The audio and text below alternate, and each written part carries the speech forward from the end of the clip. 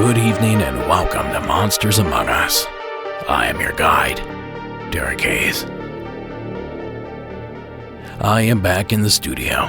The headphones are on and the sign above me, proudly displaying the Monsters Among Us logo, is lit.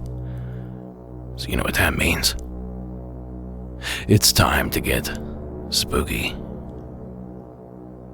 Now, I took the past week off to spend some time with family. I hadn't seen them in more than a couple of years, thanks to COVID. So it was nice to do some catching up. It's always good to have family around. Well, as it turns out, if you're listening to this, you're part of the Monsters Among Us family. And in this family, we don't hug, we terrify. So please allow our anonymous caller from the state of Mississippi to show his affection.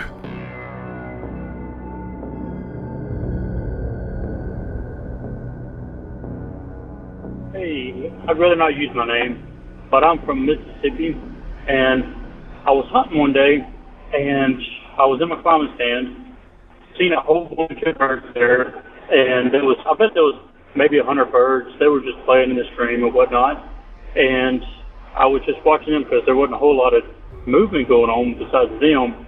And then after a while, I heard some frogs off in the distance. They were loud frog croaking sounds. So I sat there for a little while, and after a while, all the birds flew up and left. And so me naturally just thinking, something spooked them. In my case, would be a deer, I would thought. Nothing ever showed. And after a while, the frogs that was just really prominent and loud, just stopped like something walked by them. So naturally again, I anticipated a deer, and I never saw one. So it was muzzleloading season, so it was about February, and so I got down on my climbing stand, and when I got out, got everything packed up. At this time it was dark. I stayed well past what I should have, but normally on the way in and out, I'll follow deer trails. I'll just follow them on the way in, and then on the way back out, I'll just backtrack the way I came in. Well, this particular time, it was darker than what I should have been, like I said, but I've been hunting my whole life, and whenever I was on my way out, I heard something, so my immediate thought was a deer, but it was kind of strange because it didn't spook like a deer normally does.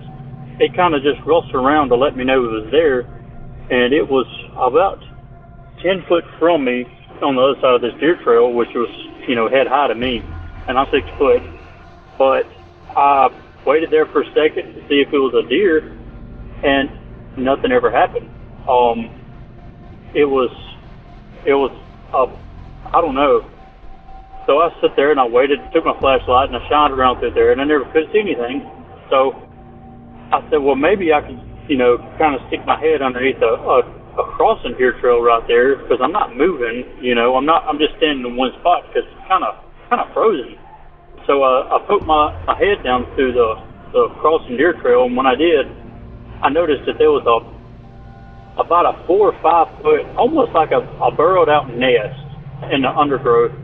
It's almost like a dog has sit in the same spot for a long time, and you get this almost bowl shape of undergrowth. So, that just kind of drew my attention. But as I sit there and waited to figure out what I was going to do or what it was going to do, I decided, at this point in time, whatever it is, if it wanted to hurt me, it would have done so. So I decided I was going to take a step on the way out of here, because I had my gun, but I practiced good, hunter safety, but I was terrified. I think the part that scared me the most is I didn't know what it was. But I waited for it, and as soon as I took a step, whatever that was, whenever I stepped, it stepped, but it was not like a deer walking through the woods. It was almost like a soft padded foot, whatever it was. And I stepped twice, and it stepped twice with me. And at that point, I decided, I just needed to get out of there. But I went further, at that point in time, I just got out as fast as I could and, hoped nothing else would happen. On my way out, I just got out of there as fast as I could. Like I said, I've been hunting my entire life, and I'm 34 years old. And I've never been that scared in the woods. And I don't know why I was that scared, but it was terrifying. So the next day, I decided I was going to go back and try to find out what it was, or, get some kind of answer, because, I'm trying to be very open-minded about this. I didn't smell anything out of the abnormal, so it's nothing, a pungent smell that you talk about. But I went back and I never could find out the exact spot that I was at. It was just really eerie. I've been listening to your show for a while now, and I heard this guy, I think he was in Florida, with almost the same exact situation. So I don't know what it was, but, maybe you could use this. But if not, thank you. Thanks, caller. There's nothing worse than getting that feeling alone, deep in the woods. It could very well be his imagination, coupled with a bit of paranoia, fueled by countless stories of bear, cougar, other predatory attacks, or tales of folks abducted by other humans. Regardless of the origin, those tales are always rising to the surface when you catch yourself in a vulnerable situation, just as our caller did. Now, of course, we've also heard plenty of story seemingly assigning the paranormal to these odd feelings in the woods. Aliens, the Fae, and even Sasquatch have been accused and fingered as the culprit. And although on the surface, Mississippi isn't known as a Bigfoot hotspot, I can't help but think that might be what our caller was alluding to, even if he didn't come out and say it. But to say Mississippi has no history of the big guy would be a big fib, and at least, in my opinion, would cheapen our caller's experience. Now, any longtime listener of the program will recall Mac's entry from a few years ago, where he described hunting in the state of Mississippi, only to fall from his tree stand. He was later purportedly tended to, and even breastfed, by what he believed to be a female of the species. So, we know there's at least some activity reported there. But Mac's call isn't the only quote-unquote evidence in support of a creature down there. Now, for decades, folks in Mississippi claim to have had run-ins with a Sasquatch-like creature they call the Chattawa monster. And unbeknownst to most of the country, back in 2015, this was also going on in the Magnolia State. For residents of tiny Taylor, Mississippi, it's the classic case of things that go bump in the night. Strange noises, unexplained shadows, and dogs barking for no reason have become the norm, all associated with what many in the area called the swamp booger. A sudden rash of animal mutilations and strange droppings have many believing that the mysterious creature is anything but a myth. I ain't never seen nothing like that. Aubrey Dale is a cattle farmer and was once skeptical of what he considered a fairy tale. But the discovery of some of his livestock torn apart by an unseen attacker and unexplained feces in his backyard has Mr. Dale rethinking his previous stance. We had some cows tore up in the field, man. There was this stuff on the ground, this crap, man. I ain't never seen nothing look like that. Though many in the area believe that this is the work of a Sasquatch, for now local authorities aren't commenting on their investigation, but they are looking into the reports that grow in number with each passing week. For Tina Bragg, the answers can't come soon enough. I live by myself, and let me tell you what, I'm going to be some scared somebody until the government or somebody comes down here and does something about this creature that's been terrorizing this town of Taylor. I'm tired of it, and everybody else is. And I want to know what it is, and I want it gone. That one courtesy of WDAM, News 7 out of Moselle, Mississippi. And full disclosure, some folks in that video claimed another upright, hair-covered creature to be at fault. Not Sasquatch this time, but the South's own werewolf legend, the Loup-Garou. Watch the full clip found in the show notes and draw your own conclusion. And until we all have time to decide, I'll urge all Mississippians to be extra careful out there. Just in case. Thanks again, caller, for the nerve-wracking entry. Now, if you have a true paranormal story you would like to submit to the program, give the hotline a call at 1-888-608-NIGHT. That's 1-888-608-6444. Now, I receive dozens of submissions a week, and it takes some serious time to process them all. So please do me a favor. Don't submit and then email me a week later wanting to know why you haven't heard your story on the show yet. If you promise to be patient, I promise I'll get to as many calls as possible in a timely fashion. That said, we certainly appreciate all those entries. And speaking of entries, this next one was sent in by Dan in the state of Oregon. Hey, Derek. Thanks for everything you do, and thanks for all your crew and supporters and everything. This is Dan from Oregon. Anyway, I called this time with a secondhand UFO story that I guess, because I haven't spoken to this person about it, I'll just say that this person is very close to me, and they are not a liar. They have absolutely no reason to be, and never shown me to be in their life. And they told me a story about a place out in northeastern Oregon, out where I grew up, a lone mountain that's, out in kind of the high desert, sagebrushy, scraggly desert, kind of stands out alone. And the story, I guess, is kind of short and sweet. They just saw a giant green light illuminate the top of the mountain for a good portion of the night, and then just, as I recall, shoot straight up into the sky and disappear before daylight. And as far as I know, that was the only time it ever happened, and that's the story. That's what they told me. And I heard that story multiple times growing up, and it was experienced by more than one person at the time. So the person I originally heard it from, like I said, a very truthful person, and the other people that were there, well, like I said, it was witnessed by multiple people, so they corroborated it. But anyway, that's the whole secondhand, truly unidentified flying object story. Green light, huge iridescent sort of light that lit up the entire mountain for most of the night and then shot up into the sky. And I don't remember them telling me where it came from or how it got there or anything like that, but it just lit up the top of the mountain and then took off. So anyway, yeah, that's it. Thanks, and have a great day. God bless. Short, sweet, and to the point. Thank you, Dan. Now, as I absorbed what Dan was detailing, I couldn't help but wonder if what the witness saw was simply the aurora borealis or the northern lights.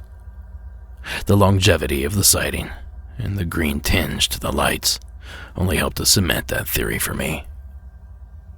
Now, of course, from what I understand, seeing the northern lights in Oregon is not all that rare, so you'd think these witnesses would at least be a little bit familiar with the phenomena. Yet they seemed steadfast in their claim that whatever they were seeing was highly unusual. So perhaps another listener out there may have some info on this one. But until we hear from them, thanks as always, Dan, for the entry. Now, folks, summer is here, and so is the newest line of Monsters Among Us merchandise. This time featuring a gnarly alien big cat design by Mark over at Hog Island Press. And this beauty is available in both light gray and yellow, and it's also available in yellow koozies and gray tank tops for those that let the guns out each summer. So pick up that and much, much more by visiting our shop at monstersamonguspodcast.com/shop. Now, speaking of ABCs, this next entry takes us to the state of Louisiana. Tom, go ahead with your encounter. Hello, Mr. Hayes. Call me Tom. I'm from Louisiana. Just wanted to call in and tell you about my big cat story.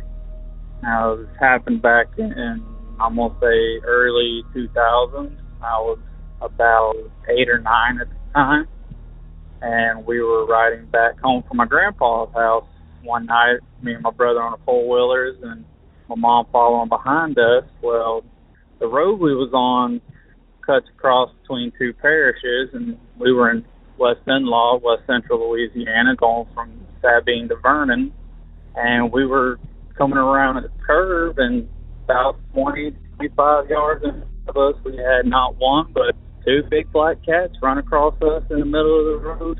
There couldn't have been nothing else because one cat stretched across the road and the other one was right behind it. You know, we had our mom following behind us. You know, we're kids at the time, and it's 9 o'clock at night. Well, like I was saying, you couldn't confuse them with nothing because from head to tail, they stretched all the way across the road, and this is a one-lane road. And you know, I've told people about it before, and you know, they swear up and down it's mountain lions from East Texas, which I don't believe, because when you got two sets of lights on brights on them, you know, big 4 or 5 foot long patch of black stands out. But that's my story about how I about ran into two big black panthers here in West Inlaw, Louisiana. Hope you can use it. Have a good day. Thanks, Tom. Now, as if glimpsing one of these elusive creatures isn't unsettling enough, he had to go and find two. And at such a young age, now having experienced something similar at roughly the same age, I completely understand your confusion. And I'm afraid that's all we really have. Questions and confusion, even after all this time. What are these things? Where did they come from? And most importantly, I suppose, how dangerous are they? I only wish I had some answers for you, Tom. But until I do, thanks again for sharing the entry. Now for our next creepy call, we venture back to the Pacific Northwest, where Dave in Washington is awaiting with a tale. Hi, Derek. This is Dave again. When we first bought the house that we moved into, that's been 20 years ago or so now, my wife's grandmother owned the house, and she passed away. She didn't pass away in the house, but she did pass away. We ended up buying it at that point, and the very first night that we stayed in the house, we'd cleaned up and done a lot of work on it, but we moved in and put all the furniture in, including our bed, and we went to bed that night, and we decided the very first night that we stayed there that we wanted to watch TV in our room, which happened to be the same room that Terry's grandmother slept in, too. So we go in, we lay down, and this was, to tell you how long ago it was a VCR that we had at that time. I had a VCR with a TV combo, and it was over, and it was playing a movie. And I have to admit the movie was, a little bit more risque probably than what she would have watched, but I didn't think, anything about it. It's just me and my wife watched the movie anyway. But anyway, we turned it on, and we're laying in bed, and all of a sudden the TV turns off. And I looked at Terry and said, that's weird. I got back up, walked over, turned the TV on, went back, laid down in bed, and about the time I laid in bed, the TV turned off again. And I remember at that point I looked at her, I said, this is something strange going on. I'm not really sure what's happening. I said, but are we having an electrical problem or something? Maybe there's something going on in the electric on the wall. So I got back up, and I can't remember if it happened 2 or 3 times, but on the third time when I got up, I walked towards the TV, and this time the strange thing about it was the TV and the VCR had turned off. And as I walked over to go to the TV, as I got up out of bed, the TV and the VCR turned back on and started playing. And I remember I walked over to the TV, stood in front of it, looked at it, and I turned it off. And I looked over at my wife and I said, somebody doesn't want us watching that. I don't want to deal with it. I don't know what's going on, but that's weird. So we went to bed. The next morning we wake up. I have a certain routine that I do when I get up in the morning. I get up, and I always had the coffee pre-made. I had kids at that point that lived at the home, and you had to walk through the living room to get to where the coffee pot was at. And I will always go through and start it and then come back and get dressed and go brush my teeth, get the stuff getting ready for work. And I remember I'd opened the door, and this was the next morning after what had happened with TV that night. We had this old rocking chair, but it was a wooden glider rocker, and it had a white Afghan that sat over the top of it. And I don't know what time it was in the morning, but there was enough light coming into the front window that you could see the ambient light in the room. And as I opened the door and started to step out, and I hadn't put clothes on because I just would turn the coffee pot on, I noticed that the white Afghan that's draped over this wooden rocker was going back and forth right next to me as I walked out the door. It's right in front there, and I noticed, I caught the edge of it, and it seemed like it was moving. I stuck my head around the window, and I saw that the rocking chair was moving, and I said, "Oh, who's up?" And I waited, and there was no answer, and I said, "Well, who's up?" And at that point, I walked out, and I stood beside the rocking chair, and about that time, my wife yells from the bedroom. She goes, "Who's up?" And I'm looking down at the rocking chair, and I go, "Nobody." And she goes, "What do you mean, nobody?" And I go, "Well," before I say anything, I said, "Let me ask you a question." I said, "How long did I ask you who's up?" I said, "How many times did I say that?" She says, "Twice." And I said, "How long do you think that took?" And she goes, "I don't know why." And I go, "Well," I said, "Just humor me. Was it like 7-8 seconds I sat there and then called?" She says, "Yeah." I says, "Well, this thing was at full rock, going back and forth like somebody was sitting in it. And I'm watching in the light the Afghan move." I said, "And then I walked around the corner, I stood at it, and it slowly went from full rock where you could hear it hitting the front of it and hitting the back of it, and it's stopping. And then when I walked and stood beside it, it just slowly came to a rest and stopped."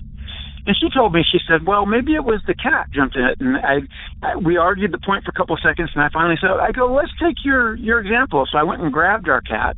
I put it in the seat, and I kind of, put my hands up. I kind of screamed at it, and it jumped out of the seat, and it moved like, I don't know, a half of an inch and then stopped.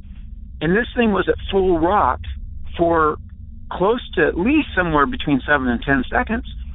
And between what I saw the night before and what I saw that morning, I knew that there had to be something going on with the house I couldn't explain. And because that rocking chair going back and forth for as long as it did had to have some force doing it. Another thing that happened not too long after that was my kids had the back bedroom, and they had their cousins over. I had 2 kids at the time that were about, 7 or 8 years old, and then the 3 cousins that came over. My wife's sister and her husband, and then me and my wife were out in the living room sitting there talking, and this was probably, within a few months after first moving into this house. All of a sudden, screaming at the top of their lungs, all 5 of these kids come running through the dining room out into the living room and jump on the couch and said, "Mom, Dad," it's like there's some, and what they said happened was they were playing in the bedroom, and all of the kids had trucks and cars and stuff, and they were playing on the floor. And my son, I had bought him it's a great big long, probably 3-foot long fire truck. It had the ladder truck hooked onto the back part of it. And it was in his closet, in the back part of the closet, and then in the front part of it, there was a bunch of stuff stacked up. I knew that I wanted to keep. He didn't play with that as much, so I stacked it in the back.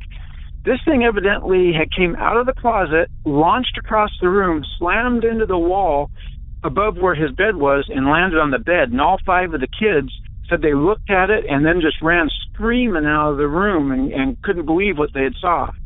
And not too long after that, within a couple days, my wife and I were sitting in the living room.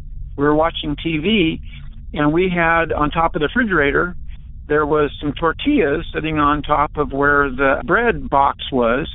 And as we're sitting there watching, we heard a loud sound of something hit the ground. I'm like, what was that? And I get up and I walk in the living room, and those tortillas that were sitting on top of the fridge were in the middle of the kitchen on the floor in the middle of the room. So that's just a few examples. I could go on with quite a few more examples that happened at the beginning of when we moved into the house. This was 20-some years ago, and we still live there, and we've kind of made peace with whatever it is. But every now and again, we get examples of, you'll hear something walk through the house in the middle of the night, or you'll hear a door close, and I've heard voices before. So there's a lot of things that happen, but I wanted to give you some stories about one of the things that happened in our house that we still live in to this day, but I guess there's got to be something on the other side, and I don't know what the explanation is, but it's got to be something. So thanks for all that you do. Really love the podcast, love to listen to all the different stories of different people that hear the things like and see the things like what we do, and just really appreciate what you're doing for us, giving us an avenue to get our stories out there too. So thanks. Thanks, Dave. I've always found situations like these a bit unsettling. Mostly because, like me, I assume many listeners believe the grandmother is to blame for all the strange activity within the home. But there's no guarantee that's the case, nor is there any evidence that I'm aware of that could support those claims. So my guess here is that it's probably not dear old Granny. Which then fills me with a sad and terrifying realization. If it is not Grandma that's haunting the place, then it's likely she too endured the strange activity when she was living. Only I bet it was a bit more terrifying for her, as she had to go it alone. Sometimes it's easier to just ignore the signs and go with the assumption that it's our dear old loved one simply visiting. And I'll allow you to continue to think that, Dave. Thanks for sending in the story, and please do let us know if things happen to escalate. Now next up, we venture to the bluegrass state of Kentucky, where Savannah had some strange encounters that were out of this world. Hey Derek, my name is Savannah from Eastern Kentucky. I was going to call just to tell you about some things that my husband and I see pretty normally in our skies here. When it gets dark outside, me and my husband like to go stargazing. And it's become a pretty normal occurrence for us to see what looks like a really bright star moving across the sky at a pretty fast pace. And we know it's not a plane because planes have blinking lights. And we've seen several of them in the sky at once. They sometimes will move like erratically. Other times they'll just fly across the sky and eventually dim out. They're not moving super fast like a shooting star or anything, so we know that that's not what it is. It's moving at a pace of an aircraft. Like I said, there are no blinking lights, there are no lights at all. It just looks like a star. I have an app on my phone that I pull up pretty regularly when we see these, and I try to see, because it tracks satellites and things like that. It's called Night Sky, and I pull it up pretty regularly to see if maybe it's a satellite, and it shows nothing. So, like I said, it's become pretty normal for us. Every time that we step outside and see one, we're like, oh, hey, look, another UFO. There was actually this one time that my husband, we have a flashlight that has a zoom feature on it, and it will create a really, I don't know how to describe it, a really bright square from just a regular flashlight light, and it will zoom in and have like a really bright square that you can shine on something far away.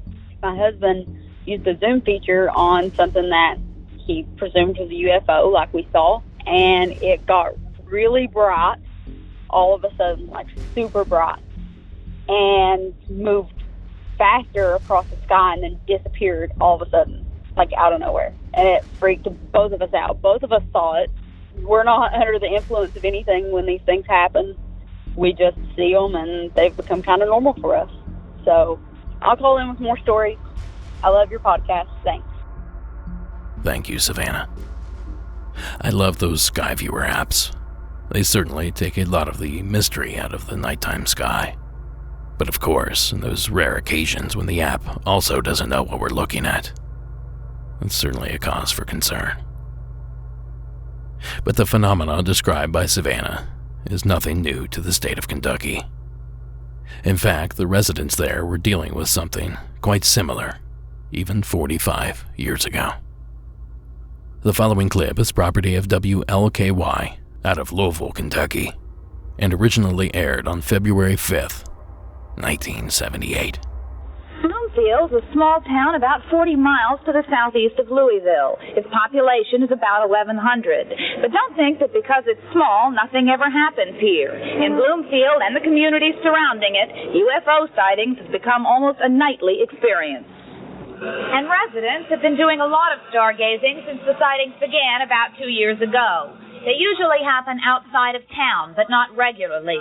They've appeared on clear nights and on cloudy ones, usually between 10 and 12 in the evening. Out and About radio reporter Bonnie Drake says 25 to 50 residents have actually seen the UFOs, and she herself had an encounter here on a quiet road just to the northwest of town. She describes it as 6 amorphous balls of light above a treetop. They lit up the sky like daylight. Well, after a while, these things begin to move upwards. They move sidewards. They would form, look like a letter of a sort.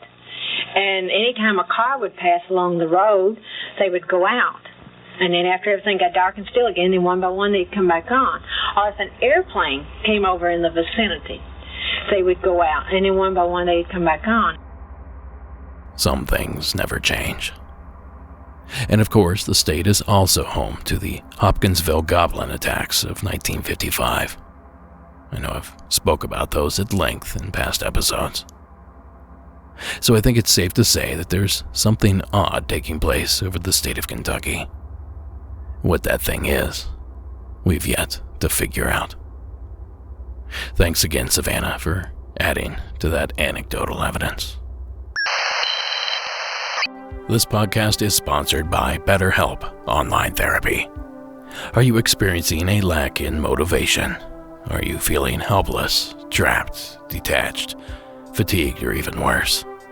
These are symptoms of burnout, and you could be suffering and not even know about it. Now, we normally associate burnout with our jobs, our work, but that's not the only cause. Any of our everyday roles in life can lead us to feeling burned out. Sometimes I myself have a hard time taking a break, whether it's from work or projects around the cabin. But I found that my production and creativity increase after I started forcing myself to take breaks. So maybe you'll benefit as well. BetterHelp Online Therapy wants to remind you to prioritize yourself. Talking with someone can help you figure out what's causing stress in your life. Personally, therapy has given me the tools I need to deal with my stress and anxiety in a healthier way, so I can be the best version of myself. Now, BetterHelp is customized online therapy that offers video, phone, and even live chat sessions with your therapist, so you don't have to see anyone on camera if you don't want to. It's much more affordable than in-person therapy, and you can be matched with a therapist in under 48 hours. Now, this podcast is sponsored by BetterHelp, and Monsters Among Us listeners get 10% off their first month at betterhelp.com/Monsters Among Us. That's BetterHelp.com/Monsters Among Us for 10% off your first month. As always, supporting our sponsors supports the show. So thank you for listening, and back to the stuff that keeps you up at night. Now, this next one is difficult to categorize, so I'll just let you take a stab at it. Please welcome Adrian from California to the program. Hey, Derek. This is Adrian calling from San Diego, California. I have a story to tell. It's not my story. It's actually my mother-in-law's story. Recently, 4th of July weekend, we were camping, and she joined us. And, sitting around the campfire, having a couple of drinks, she started telling us some stories that she experienced or that her family, her and her parents had experienced when she was a kid, or it might have been actually before she was born. But apparently, she was born and raised in Tijuana, Mexico, right here on the San Diego border.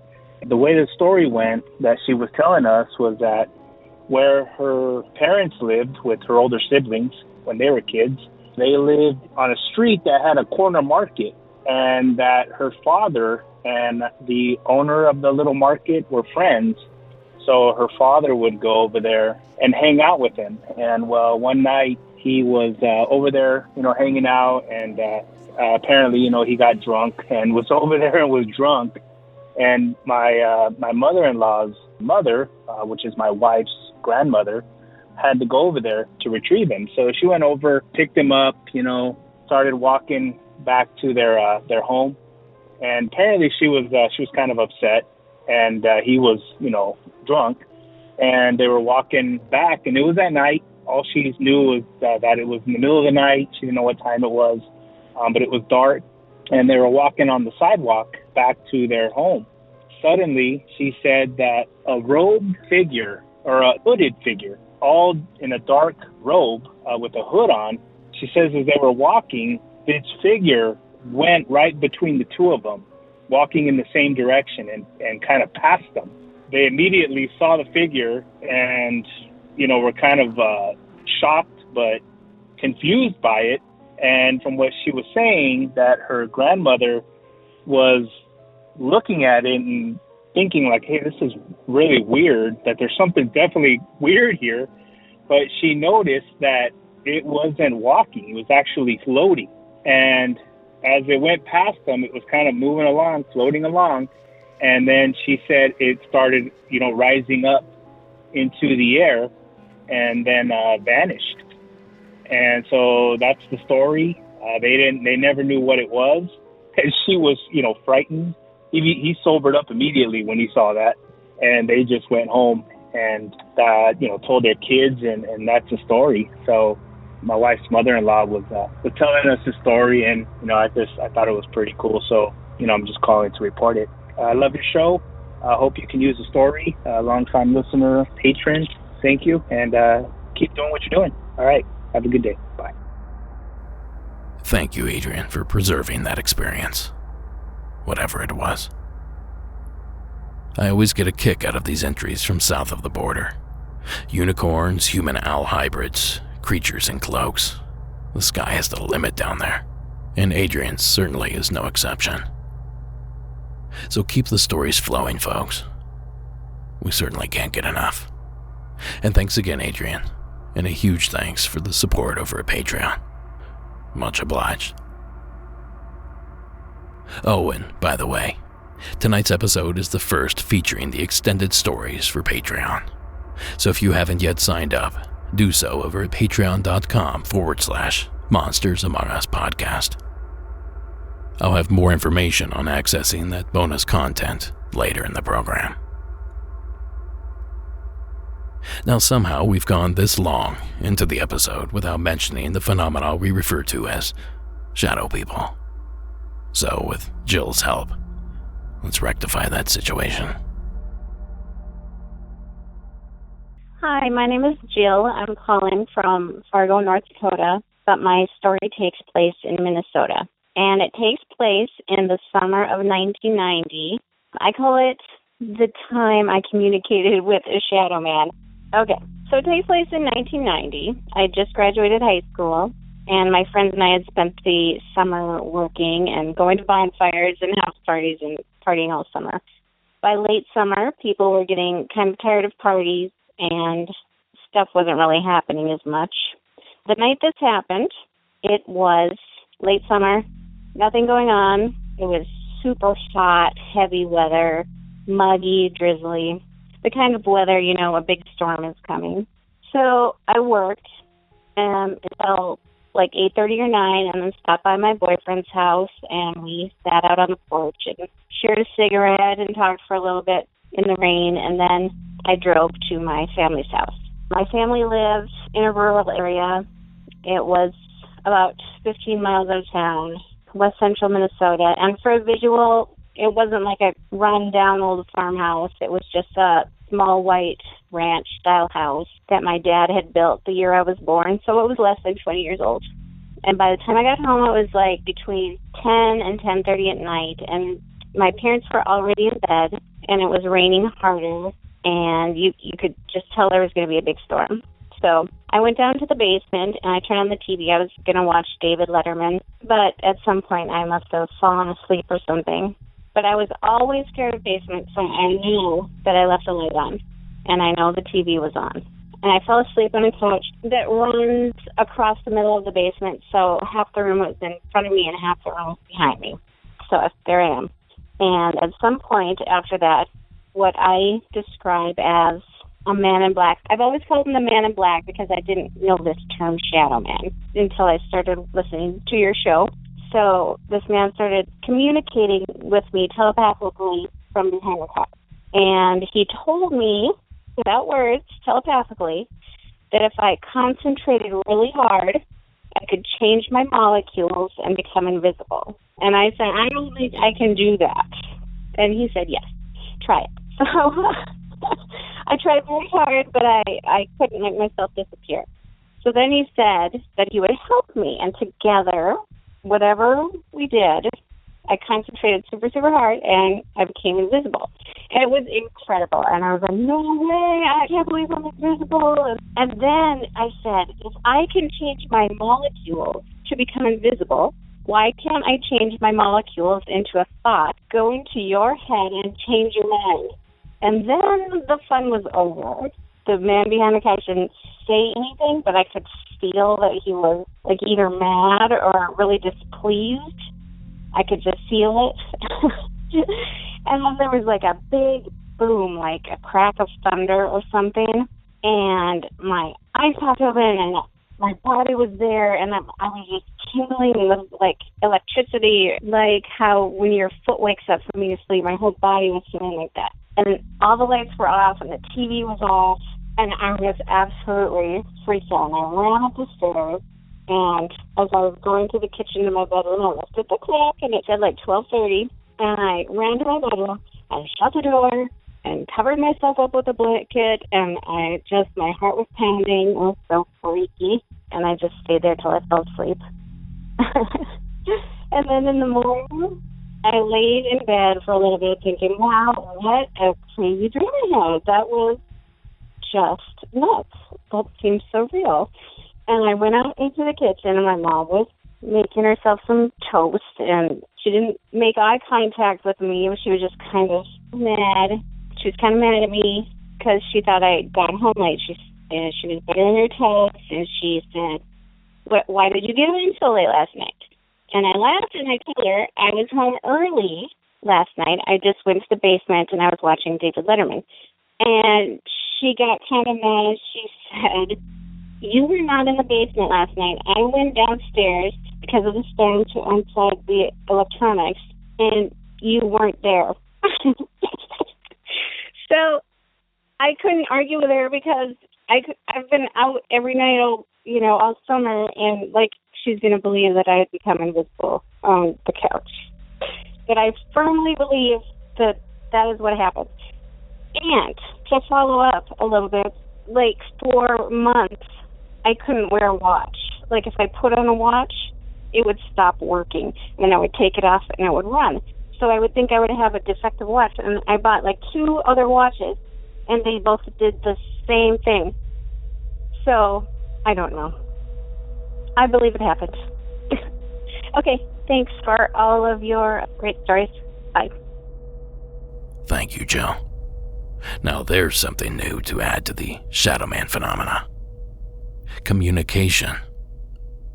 Now I've been sitting here, racking my brain, trying to find another instance where someone claimed to have communicated with one of these entities.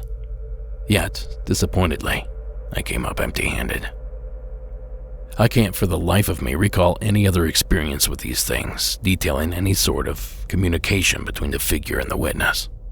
And I suppose it goes without saying that none of these experiences stored in my brain mentioned lessons in invisibility either. So is this, as Jill first assumed, simply a bad dream, conjured and fed by the ongoing storm? Or was this an experience worthy of further exploration? I'll tell you what, if you too have also seemingly communicated with one of these things, we want to hear from you. 1-888-608-NIGHT. Maybe with your help we can shine some light on Jill's little mystery. Thanks again, Jill, for sharing. Okay, before we hit these last few stories up, just a little update. Mostly because I've had several people ask lately. The little film David Flora of Blurry Photos and I have been working on is trucking right along. We've been collecting media for it, commissioning artwork, maps, interviews, and tons of other elements. And our fearless and talented editor, Matt, is still hard at work patching together the story. And our amazing illustrator, Jonathan, is doing so as well. So long story short, it's a massive undertaking, but we're cruising right along. And I suspect we'll be close to finishing by the end of spring. So if you're a backer, sit tight. That shipment will go out as soon as we've locked picture. Until then, trust me when I say, it'll all be worth the wait. And of course, on behalf of David, Matt, Jonathan, and the rest of the crew, we thank you for your patience. Now let's get ourselves back into the action with this thriller from Adam in the state of Florida. How you doing? My name's Adam. I live in Florida, Merritt Island, Florida. This story is about a house my friend owns and lives in. And about 4 years ago, we were at his house, and this is an older neighborhood built in the 1950s.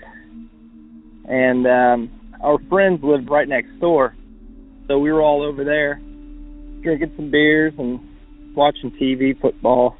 Kind of bored with it, so I decided to go to my friend's house next door where no one was. It's an empty house. He had 3 dogs, and they were all over there. So I figured get up and walk over there and just sit in some quiet.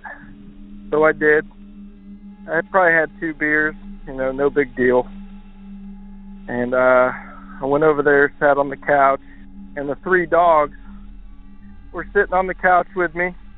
The dogs are Boston Terriers. So I'm sitting there and I'm watching the dogs. They're all 3 of them are staring into the corner of the room. Now, this house is a 2-bedroom, 1-bath, very small. So you pretty much can sit on the couch and look into both rooms, and the bathroom connects both rooms. So the bathroom's on the back side of the room. Anyway, I'm on the couch in front of the TV, one light on, sitting there watching these dogs, and they're kind of cowering while they stare at the corner of the room. And I'm looking up there, and I see nothing. There's nothing there. And then I start watching the dogs. They're watching something move across the ceiling and into the kitchen. And all 3 of them are watching it. So they jump down off the couch to kind of see what they, it went behind the wall. And they're all staring at it. And I said, holy cow. I stood up and said, I respect you. I'll let you have your space. I'll go back next door. And so I went back over to where my friends were, the house next door. And I brought the dogs. Now, I went in there and I told these guys, I said, hey, Kyle, your house is haunted. And they all stopped and looked at me and said, shut up, you idiot. And I was like, okay. And I told them the story, and they're like, oh, whatever. Well, Kyle, 2 years ago, broke up with his girlfriend. So he's going through a pretty tough time. He had been with a girl for 10 years, and it was rough for him. And things started acting up in the house. I worked with him, and he came to work one day and was like, man, I think there is something in my house. I said, oh, yeah? Well, what happened? He said, well, last night, all the cabinet doors were opening and slamming. And I said, well, I told you something's in there. So he's been having almost like a little bit of a poltergeist. Through all that negative energy he's putting out, I think it's really ramped up. So he's seeing orbs. While he's laying in bed, he told me he's seen a bright orb in the other bedroom, and then it just disappears. And then, I guess a few people were over at his house, and it was in the wintertime, it was last year, and a huge gust of wind blows through the house, like a big gust. to blow papers off the counter, and it wasn't just him. It was 2 other people, and they all got up and walked out. So, I mean, things are happening, but that's my story. I told them. Have a good one. Thanks, Adam. Denial is a powerful element. It's much easier not to believe than to give in and admit that you might not be alone in your own home. In the interest of hearing all sides, I'd love to know if the ex-girlfriend experienced anything prior to the breakup. Maybe this thing, whatever it may be, is somehow connected to the energy of the living, both good, as it was with Adam at the party, and bad energy, perhaps like a breakup as Kyle experienced. Now, regardless of my opinions and theories, we appreciate the entry, Adam, so thank you for calling in. And that's going to bring us to tonight's last entry, or something like that. And to bring us home, here is our anonymous source, out of my state of California. Hi there, Derek. I am going to remain anonymous. However, I'm calling from Big Sur, and my house is right next to a really large redwood grove. I've seen a lot of shadow people in Big Sur, and there's been a lot of locals that talk about shadow people as well. I always thought it was kind of folklore until I started finding evidence of it myself. I lived in this cabin for about 2 years, and there's this really large redwood grove that is on the driveway of my property, and you would always feel like you're being watched. It would always feel really heavy. When I first moved in there was a pentagram built with stones. My roommate and I tore it down, and then a couple days later there was something else built in there, and there wasn't anyone around us, so it was really weird that people were just coming on our property just to go into this redwood grove. I had a buddy that stayed the night in there one evening, and I was petrified. I kept trying to beg him to come inside, but he was really eager to sleep out there, and he had these crazy dreams. However, I would always see, if you squint your eyes and look at the redwood grove, you would see just this wall of bodies, like lining the redwood grove, and it was about like 5 to 6 feet tall, and you can see distinctly different heads, but as far as the bodies go, it was just like a block of just like this solid shadow. It was really odd. Now, when I would go to work, and I'd have to walk about half a mile to the property, and the road that I would walk on, I would feel this presence right behind me, and anytime I would turn around, it was really short, honestly. It was about 4 feet tall. It felt like a child. When I would turn around, I wouldn't see anything, but as I'm walking forward, I can see the silhouette, this black silhouette just to the left. It was on the left of me. It was really creepy, but I never felt endangered. But when I would go hiking, I would see people to the left and to the right of me, and I would turn around, I wouldn't see anything. Everywhere I went, I just felt like there was just this constant presence. It was really odd. It really didn't start happening until I moved to that cabin. And then ever since then, just been really aware of, things around me. Yeah, I was curious if anyone has experienced anything like that.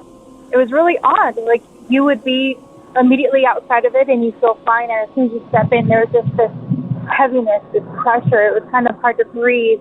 My bedroom window faced the redwood grove, and I would have to completely block out the window because I would get nightmares. It was really weird.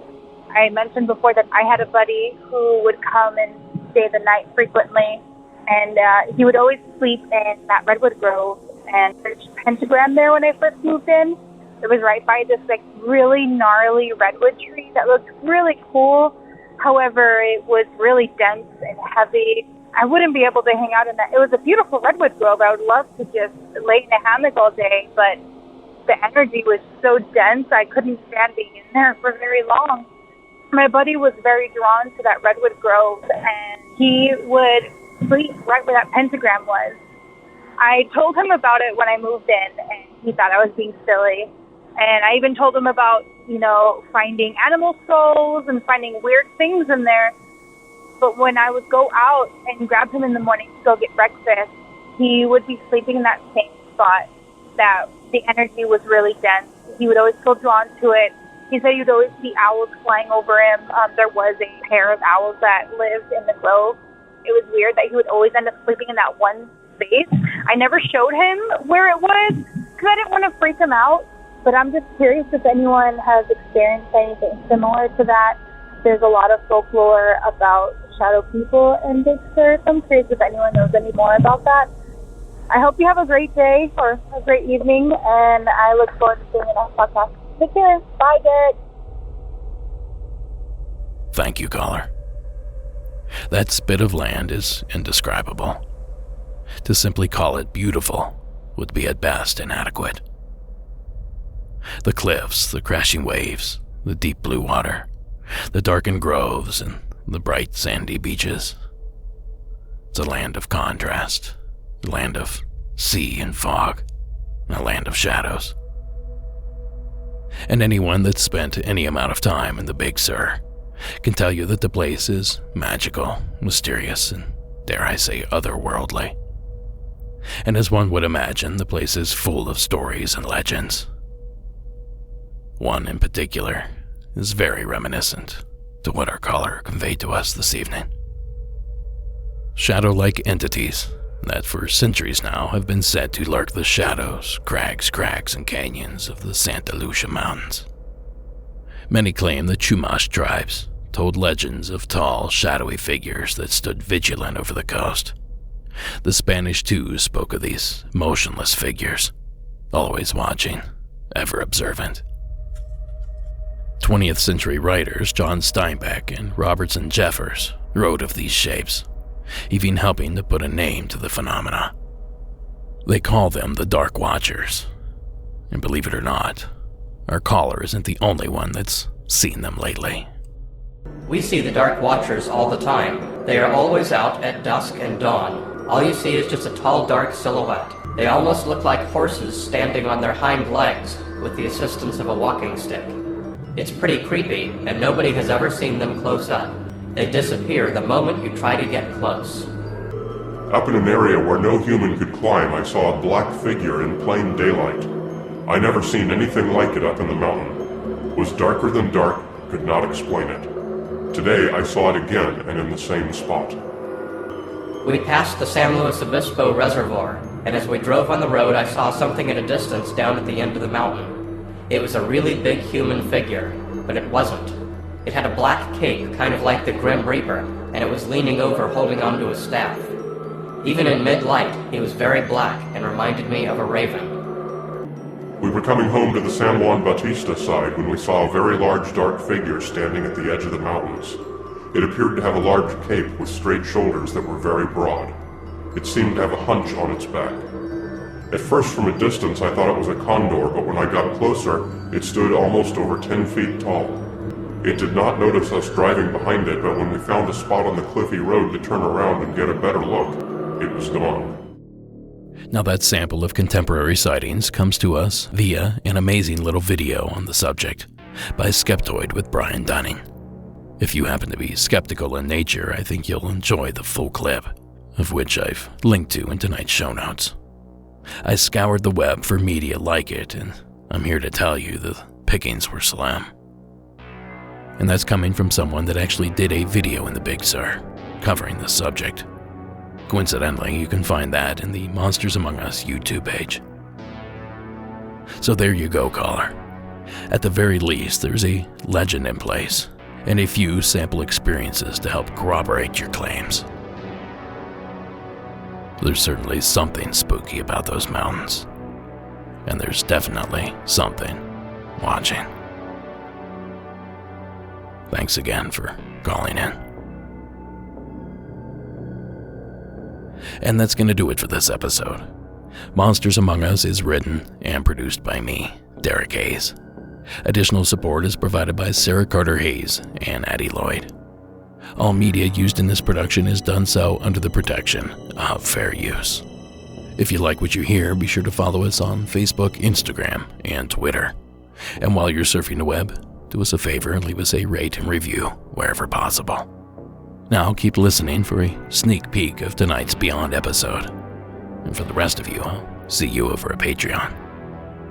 Finally this evening, tonight's score was provided by Iron Cthulhu Apocalypse, Co.ag Music, and Carl Casey at White Bat Audio. Thank you so much for listening, and until next time.